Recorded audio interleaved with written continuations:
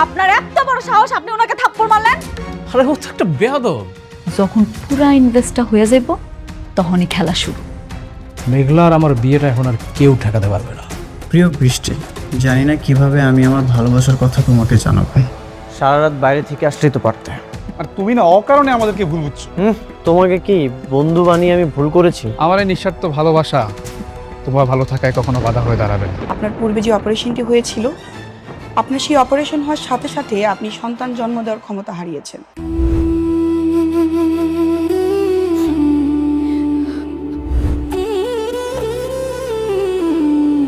বৃষ্টি, ও অনেক ক্ষুধা পেয়েছে, চল একসাথে বসে খাবো, চল।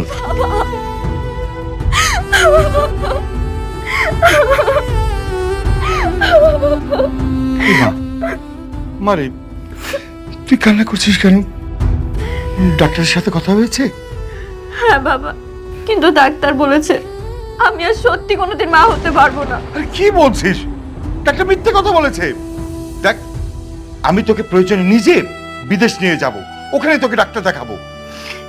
আমি অনেককে কি জবাব দেব বাবা বলো? অনেক আমার কাছে একটা শুধু সন্তানই চেয়েছে, এটা যদি আমি না দিতে পারি ও তো অনেক কষ্ট হবে বলো। আমি ওর কষ্ট সহ্য করতে পারবো না। মা, মারে, আমি তো তোকে বললাম আমি দেখবো। আর জানিস বাপ, আল্লাহ অনেক মহান, আল্লাহ নিশ্চয়ই তোকে এত কঠিন শাস্তি দেবে না।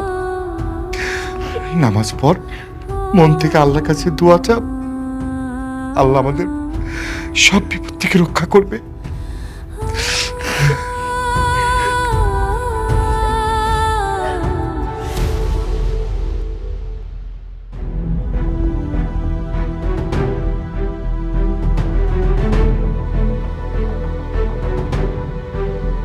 ফকিন্নির বাচ্চা, এই এত বড় একটা কোম্পানির মালিক হয়ে গেল। কি দরকার ছিল এত দাম দেওয়ার লেগে সোনার নেকলেস কেনার? 10 লাখ টাকা দিয়া নেকলেস কেনার কোনো দরকার ছিল? আমি এত দাম দিয়ে কেন কিনেছি এটা আপনি তো জানেন।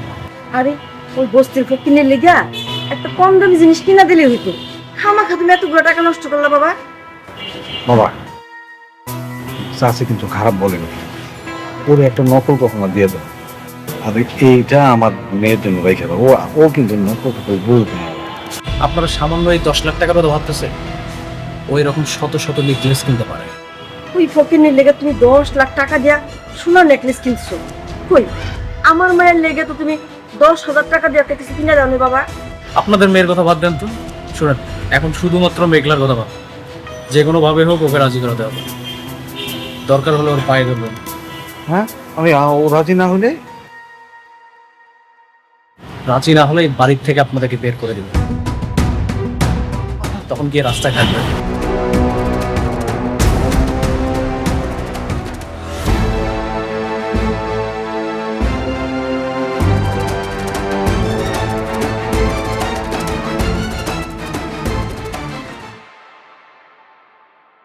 কি ব্যাপার আপনি?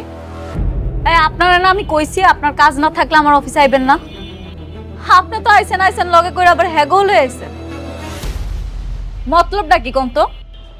আপনার জন্য একটা গিফট নিয়ে এসেছি, আর এটা দেওয়ার জন্য আমরা আসছি। শোনো, অনেক দাম, 10 লাখ টাকা দিয়ে কিনছি। তুমি তো সারা জীবন বস্তিতে থেকে আইছো, এত দামি জিনিস কোনোদিন চোখে কি দেখছো? মানে আনছে যেহেতু, মানে ভালোবেসে আনছে তো জিনিসটা নিয়ে নাও। ছেলেটার মনটা কিন্তু অনেক ভালো। আর এটা তোমাকে অনেক মানাবে, আমি অনেকগুলো দোকানে দেখে এটা দিয়ে এসেছি। সত্যি? ও আল্লাহ, এত দামি নেকলেস! আমি তো খুব খুশি হয়েছি, আমার অনেক।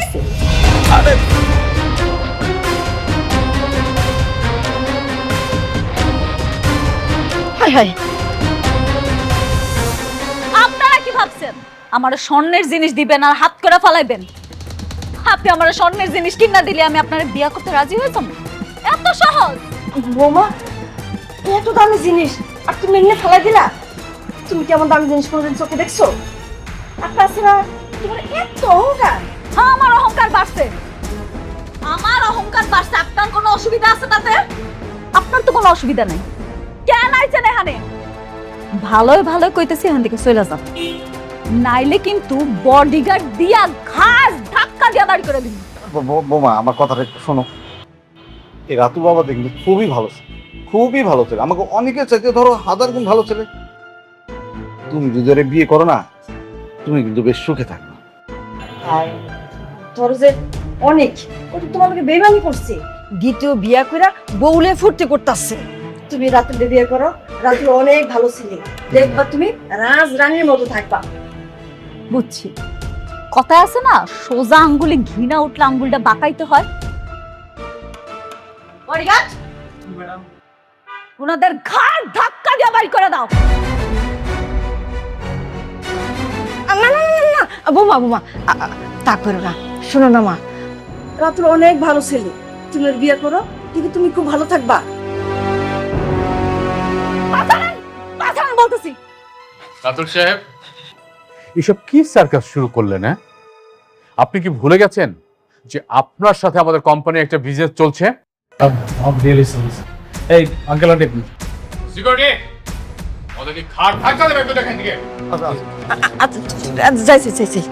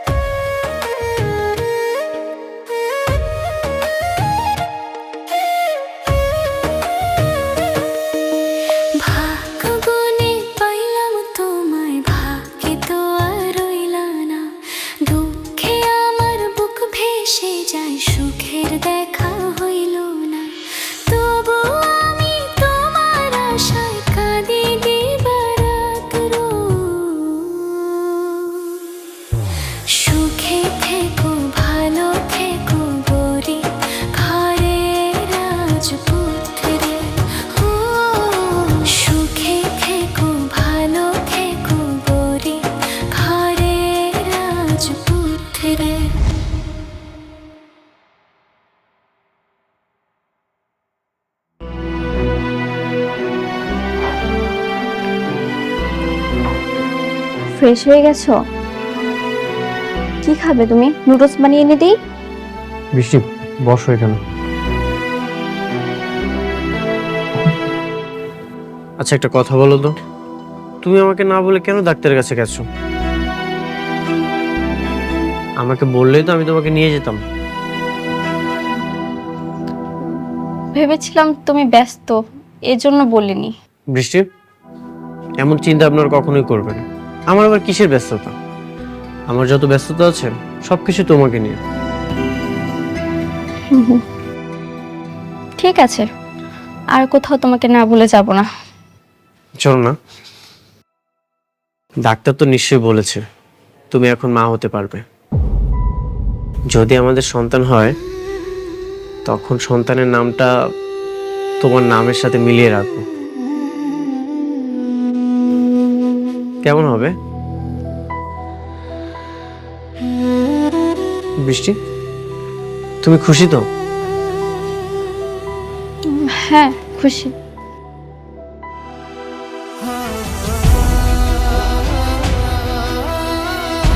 তোমার চোখে পানি কেন?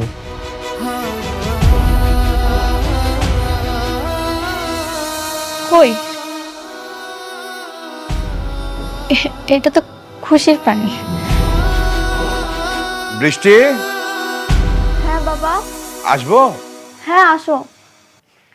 বৃষ্টি, ও তুমি, হ্যাঁ তুমি অফিস থেকে কখন আসলে? এই তো কিছুক্ষণ হবে। আচ্ছা শুনো, আজকে রাতে আমার একটা প্রোগ্রাম আছে। কিসের প্রোগ্রাম বাবা? ওই যে আমাদের সবচেয়ে বড় প্রজেক্টটা আছে না, তার মালিক আনিসুর চৌধুরী, তার মেয়ের এঙ্গেজমেন্ট, আমাদের সবাইকে দাওয়াত দিয়েছে। বৃষ্টি, তুইও রেডি থাকিস, আমরা সবাই মিলে প্রোগ্রামে যাব। ওকে? ঠিক আছে বাবা।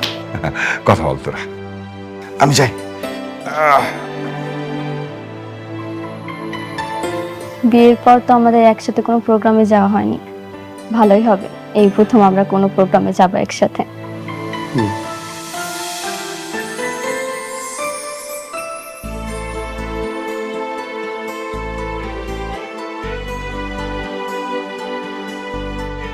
কিরে মা, কি করতেছস? কিছু না আব্বা, কয়টা ছবি দেখতেছিলাম। ও ভালো। মারে, এই তোর একটা কথা কইতে চাইছিলাম, কমু? হ আব্বা, কও কি কথা? না হয়েছে কি, ওই অনেকেই তো মনে কর 2 বিয়া কইরা সংসার করতেছে, 2 বউর সাথে মিলমিশও আছে। তো বলছিলাম যে তুই যদি ক্ষমা কইরা দে একসাথে। আব্বা আমি পারবো না। আমি আমার স্বামীর ভাগ অন্য কাউরে দিতে পারতাম না। তুই মাইনা না নিলে কি হইব? সে তো ঠিকই আর একটা বউ নিয়ে দিব্যি সংসার করতেছে। করতেছে, আমার পিঠ পিছে করতেছে, আমার সামনে তো আর করতেছে না। আমরা 2-3 মিলে এক লগে সংসার করুম জীবনে। তাহলে তুই কি করবি? তোর জীবনটা কি এমনি যাইব নাকি? আর কয়দিন পরে তোর সন্তান জন্ম নিব, তার পরিচয় কি করবি তুই? একটা না একটা উপায় ঠিকই হবে আম্মা। আর তো কিছুদিন, আমার এই সন্তানটা জন্মের পর আমি ওর ডিভোর্স দিয়ে দিব। মারে, তুই আমাকে ভুল বুঝিস না, আমরা তোর একটু সুখী দেখতে চাই।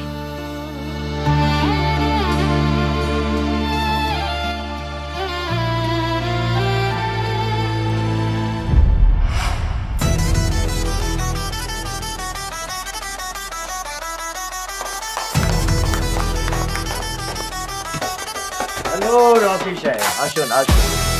আসসালামু আলাইকুম। ওয়ালাইকুম। কেমন আছেন আপনি? ভালো, আপনার আসাতে আরো অনেক খুশি হলাম।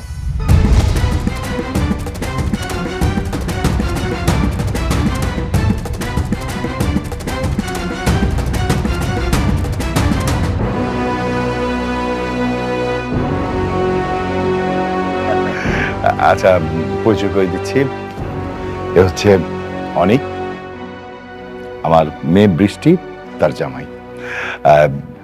আমার সমস্ত ব্যবসা বাণিজ্য আমার অনেকই দেখে। হ্যালো ইয়ং ম্যান, অল্প বয়সে অনেক বড় দায়িত্ব নিয়েছো, একদিন অনেক বড় হবে। দোয়া করবেন একদম। হ্যাঁ, দোয়া তো অবশ্যই করবো। হ্যাঁ রকি সাহেব, আমার মেয়ের সাথে আপনাকে পরিচয় করে দিচ্ছি। শিওর। নীলা, এদিকে আয় তো মা।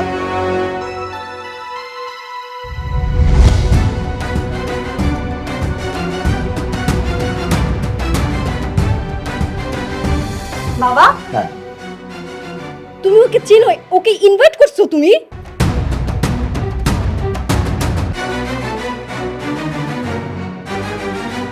তুই কি ওকে চিনতি? হ্যাঁ, খুব ভালো করে চিনি। তোমাকে বলেছিলাম না, আমার জন্মদিনের সময় একটা ছেলে আমাকে থাপ্পড় মেরেছিল, এটাই সেই ছেলে। ওয়াইসি, এই সেই ছেলে? হ্যাঁ বাবা, একটা বস্তির মেয়ের জন্য আমার গায়ে থাপ্পড় মারে আর সেই দিনের জন্মদিনটা মাটি করে দেয়। আমি কত রাত সেই অপমানের কারণে ঘুমাতে পারিনি। রকি সাহেব, আমার মেয়ে আপনার মেয়ের জামাই সম্বন্ধে এসব কি বলছে? অনেক, উনি যা বলছেন তা কি সত্য? হ্যাঁ বাবা, যা বলছে সবই সত্য। এটা একটা মিসআন্ডারস্ট্যান্ডিং ছিল, তবে মিস্টেকটা মিস নীলারই ছিল। চুপ করো বেয়াদব! একটা ফকিন্নি বস্তির মেয়ের জন্য তুমি আমার গায়ে হাত তুলছো, আমাকে অপমান করছো। কিন্তু নীলা রকি সাহেবের মেয়ে। না বাবা, ওই মেয়ে বস্তিতে থাকে, ফকিন্নি। রকি সাহেব, আপনার মেয়েকে এমন একটা ছেলের সাথে বিয়ে দিয়েছেন যে কিনা বস্তিতে আরেকটা বউ নিয়ে থাকে? আঙ্কেল, ওটা আমার অতীত ছিল। আর তাছাড়া আপনার মেয়ে ওকে অপমান করেছিল, এই জন্য আমি সেটা করেছি। বাবা, আমি এই অপমানে বদলা নিতে চাই। আমি সেই দিনের থাপ্পড়টা আজকে জবাব দিতে চাই। ঠিক আছে, তোকে যেমন থাপ্পড় মেরেছে তুইও পাল্টা থাপ্পড় দিয়ে দে, ব্যাস। ওয়েট ওয়েট, প্লিজ দেখুন, অনেক তো বললো যে একটা ভুল বুঝাবুঝি হয়ে গেছে, আজকে শুভক্ষণে এই কাজটা না করলে হয় না। অবশ্যই করব রকি সাহেব, আমার মেয়ে যদি ওকে থাপ্পড় মারতে না পারে তাহলে আপনার সাথে আমার যে বিজনেস ডিল ছিল সব বন্ধ করে দেব। নীলা, যা থাপ্পড় মার।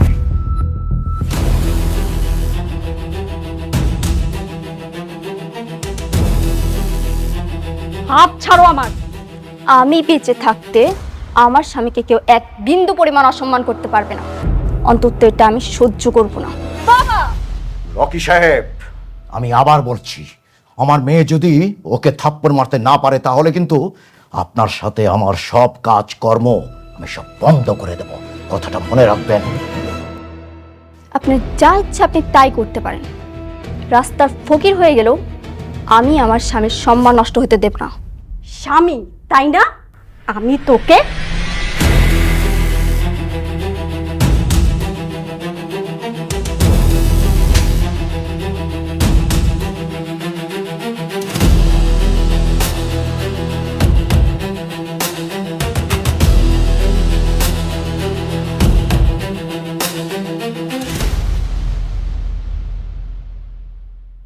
বিজনেস বিজনেসের জায়গায়, আর আত্মসম্মান আত্মসম্মানের জায়গায়।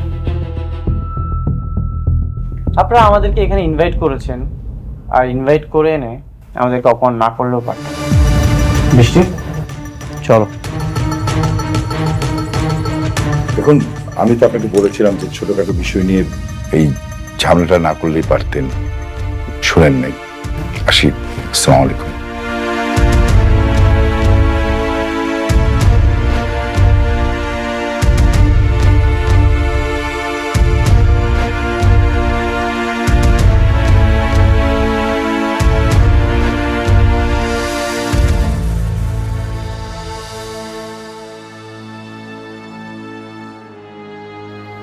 এত বড় একটা প্রোগ্রাম, আপনার আত্মীয় স্বজন, ইনভাইটেড গেস্ট, সবার সামনে আপনার মেয়েকে থাপ্পড় মেরে চলে গেল।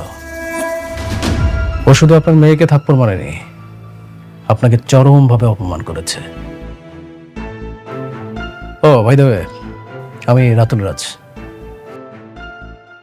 রাতুল, আমি তোমার সম্বন্ধে সব খোঁজ খবর নিয়েছি। তুমি শালিমা গ্রুপ ইন্ডাস্ট্রি যে ভালোই কাজ করছো। আচ্ছা রাতুল, আমি যদি তোমাকে কাজ দিই তুমি কি কাজ করবে? কোর্স অবশ্যই করব। তাহলে ওই ছোট লোকের বাচ্চাকে যেই কাজটা দিয়েছিলাম সেই কাজটা আমি তোমাকে দিতে চাই।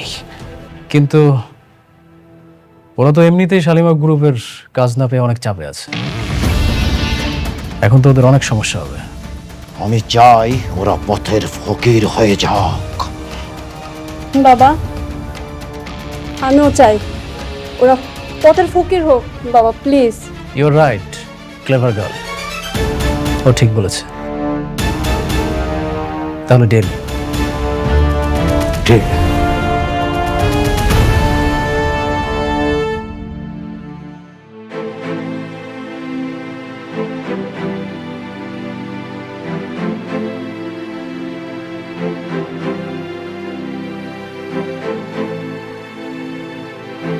সরি বাবা, আমি সেখানে নিজেকে সামলাতে পারিনি। কেন সরি বলছিস? তুই যে কাজটা করেছিস একদম ঠিক কাজ করেছিস। শোন মা, মানুষের জীবনে টাকা পয়সার চেয়ে সম্মানটা গুরুত্বপূর্ণ।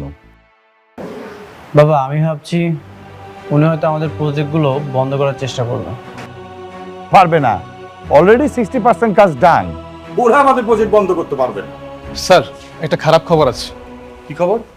আনিস চৌধুরী আমাদের সকল প্রজেক্ট বাতিল করার নোটিশ দিচ্ছে। কেন, কি হয়েছে? স্যার, স্যার যদি সত্যি সত্যি প্রজেক্ট বাতিল হয় তাহলে তো আমাদের অনেক বড় একটা লস হয়ে যাবে। কেন বাতিল করেছে? কি লজিক দেখে বাতিল করেছে? সাইডে একজন অ্যাক্সিডেন্ট করে মারা গেছে, এটাই তার কারণ হিসেবে উল্লেখ করা ছিল। তারা এটাও বলেছে আমাদের কাজের মান ভালো নেই, আর ইত্যাদি বেশ কিছু কারণ দেখিয়ে তারা প্রজেক্ট বাতিল করেছে। আমি জানতাম এমন কিছুই করবে। অনেক টেনশন করার কিছু নেই, দেখি আমি হ্যান্ডেল করব, টেনশন করো না।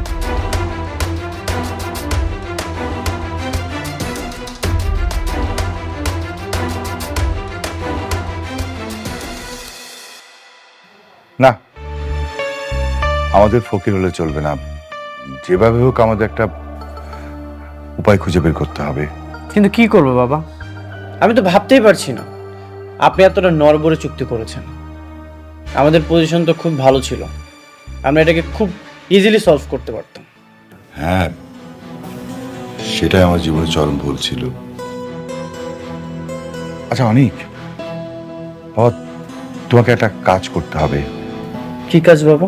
না মানে আমি শুনলাম যে সালিমা বিল্ডার্স কিছু নতুন প্রজেক্ট ক্লায়েন্ট থেকে দেবে, তো তুমি ওখানে গিয়ে যদি প্রজেক্ট বের করে আনতে পারো তাহলে এই প্রজেক্টগুলো দেখিয়ে আমি ব্যাংক থেকে লোন নিতে পারবো। এই বিষয়টা অবশ্য আমি বৃষ্টি জানবে না, আমি বৃষ্টিকে বলবো না। কিন্তু বাবা, দেখো আমি জানি যে মেঘলা ওখানে জব করে, আমি না বৃষ্টিকে বললাম না, আমরা তিনজনের মধ্যে এই কথাটা গোপন থাকবে বাবা। এছাড়া আমি কোনো ওয়ে দেখছি না। আর তাছাড়া আমাদের কোম্পানি এই কাজটা যদি না করে তাহলে ভীষণ বিপদের মধ্যে পড়ে যাবে। শালিমা বিল্ডার্স থেকে কি আমাদেরকে প্রজেক্ট দিবে? আর ওখানে তো মেঘলা আছে, ও নিশ্চয়ই কোনো না কোনো ঝামেলা করবে। বাবা আমার বিশ্বাস যে মেঘলা তোমাকে দেখলে অন্তত কোনো ঝামেলাই করবে না। তুমি যদি মেঘলাকে বুঝিয়ে বলতে পারো, আই হোপ যে ও রাজি হবে। কিন্তু বাবা খবরদার গরম মাথায় বলা যাবে না, খুব ঠান্ডাভাবে বলতে হবে। স্যার উনি তো তার সন্তানকে অস্বীকার করেছে, এটা নিয়ে তাদের মধ্যে অনেকবার ঝামেলাও হয়েছে। এই মুহূর্তে এরকম একটা প্রস্তাব নিয়ে যাওয়া কি ঠিক হবে? দেখো সাবির, এছাড়া তো ওয়ে নাই। আমরা যদি কাজ না পাই তাহলে আমাদের কোম্পানি তো পথে বসে যাবে। বাবা আমার মনে হয় তোমার যাওয়া উচিত।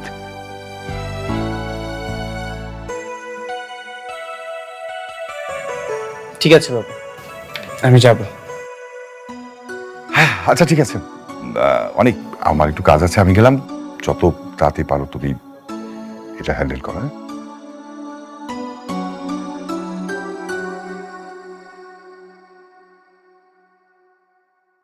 সাব্বির চলো তাহলে আমরা যাই। Okay sir.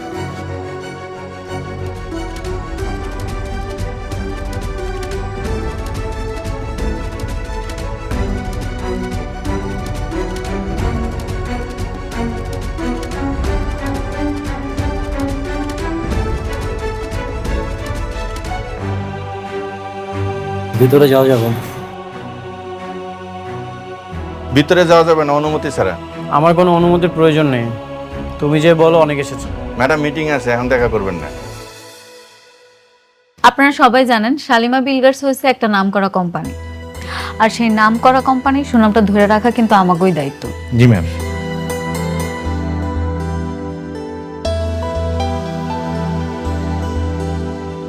তুমি যে বলো অনেক এসেছে তাহলেই হবে।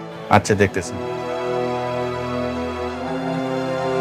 রফিক সাহেব, জি বলুন। শালিমা বিল্ডার্স এর প্রথম শর্তটা হচ্ছে কোয়ালিটি ফার্স্ট।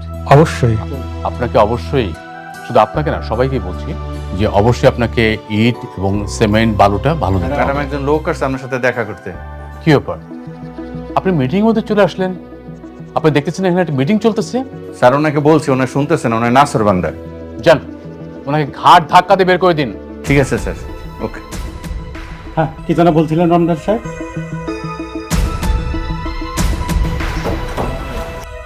স্যার আপনার কথা বলছি, ম্যাডাম বলছে আপনাকে বের করে দিতে। তুমি আমার নাম বলেছো? জি। আমাকে বের করে দিতে বলেছে? ঠিক আছে, আমি কল দিচ্ছি। আচ্ছা কল দিয়ে দেখ।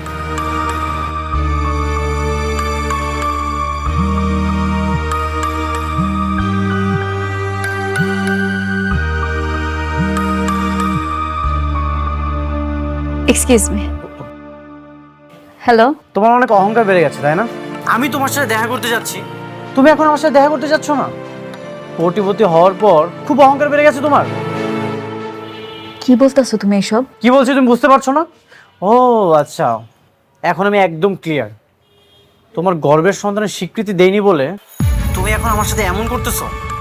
একটা কথা মনে রেখো, এই দিন কিন্তু দিন না, এই দিনকে নিয়ে যাবো আমি সেই দিনে, আর সেই দিন তোমার অহংকার ভেঙে চুরমার হয়ে যাবে। কি তোমার কি মাথা খারাপ হয়ে গেছে? কি সব উল্টাপাল্টা কথা বলতেছো তুমি? সরি। ম্যাডাম, ম্যাডাম আপনি মিটিং কন্টিনিউ করুন, আমি দেখছি। Please carry on. ম্যাডাম, হ্যাঁ ও হ্যাঁ, যেটা বলতেছিলাম আমরা তো আমি চাই সালাম স্যার। সালাম স্যার। আপনাকে চলে যেতে বলা হয়েছে, আপনি এখন দাঁড়িয়ে আছেন কেন? আমি যার সাথে দেখা করতে এসেছি সে কোথায়? উনি আপনার সাথে দেখা করবেন না। দেখা করবে না মানে? ওর এখন অনেক অহংকার বেড়ে গেছে।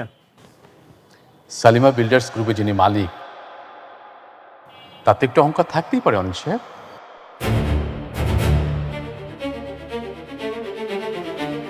মালিক? মেঘলা শালিমা বিল্ডার্সের মালিক? কিন্তু মেঘলা তো গরিব, বস্তিতে। ওনারা হচ্ছেন ম্যাডামের পালিত বাবা মা। ম্যাডামের আসল পরিচয় হচ্ছে তিনি এই বিশাল কোম্পানির মালিক।